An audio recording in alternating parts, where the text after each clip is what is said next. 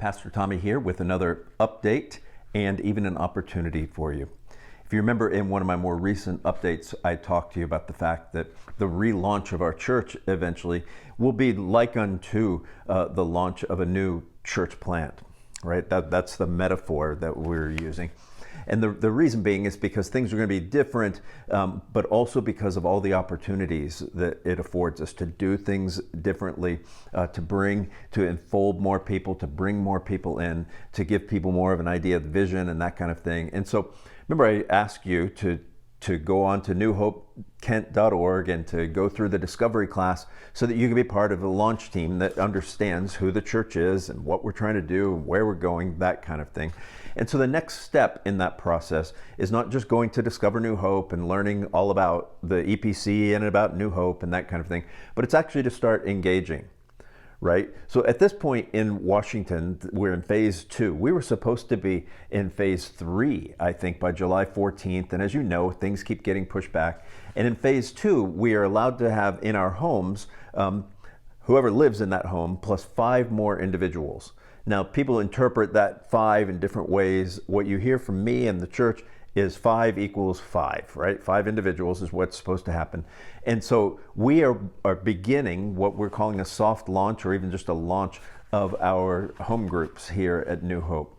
And what that means is you will be able to go online and to join a home group that will meet on Sunday mornings, and you'll watch the sermon, and you will also do other things like perhaps sing and perhaps maybe even share a meal and pray together. And there's biblical basis for that. See, one of the reasons we're not just jumping right into public worship is for one reason, it's not been very effective for those who are doing it. Are there people doing it? Absolutely. The effective churches that I know are having maybe at best 25% of their people are showing up. I did hear from one church that said they had 1/3 of their people showing up. Honestly, I don't believe that, but they would be an outlier. Either way, really the rationale for doing what we're doing is this gives us an opportunity to actually not just do church and the fact that, we're going to finally get worship going, but actually to be the church. Now, where are we getting this from? If you think about Acts, the book of Acts, when the new church just formed, what did they do? Let me read that to you. Acts chapter 2, verses 42 through 47. It says, "And they," that is the church, "devoted themselves to the apostles' teaching and to fellowship, to the breaking of bread and to prayers.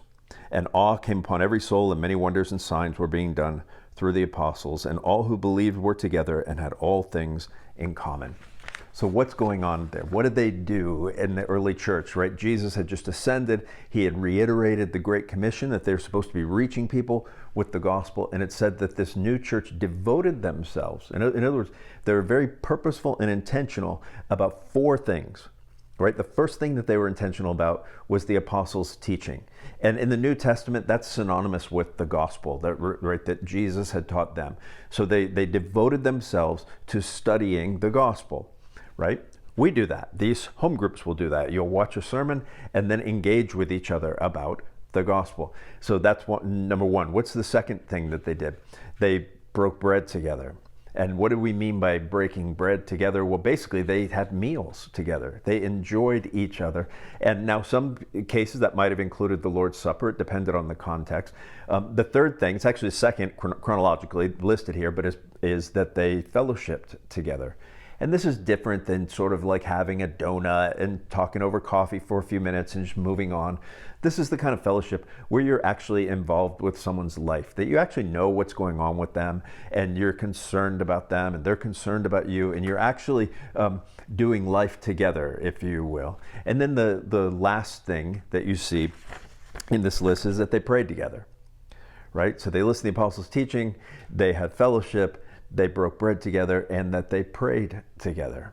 You see, we're at a point now where people are feeling so isolated. As our session met, we thought, well, we can't, if we launch public worship, that's really not going to do the trick, because 75% of the people are still going to be isolated if they don't show up for whatever reason.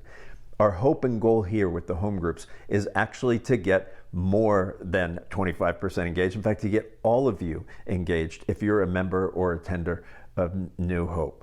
And so at the end of the day, right, I know this is hard. It's been 6 months as of about right now that we've been shut down. But at the end of the day, if because of this pandemic, we will become a church that is more deeply related to one another, that is more deeply involved in prayer, that is more deeply connected, that is involved in breaking bread together and in deep fellowship, then the pandemic ultimately will have been a blessing. Will it have been a hard blessing in many ways? Absolutely. And so where do you go from here? Where you go from here is, as I mentioned before, you can find the link in the description section, and you click that link, it'll take you to our website, and it will give you instructions about how to sign up and express interest in being in a small group, and we'll get back to you and make sure that happens. So on a different note, this coming weekend, I'm excited about this sermon. It's entitled, as you've probably seen, "The Girl No One Wanted." And it's basically a super sad story in many ways of family sin and deception, and yet through all of it, the gospel is abundantly clear. And so I'm looking forward to seeing you this weekend. I pray that you have a great rest of the week. Amen and amen.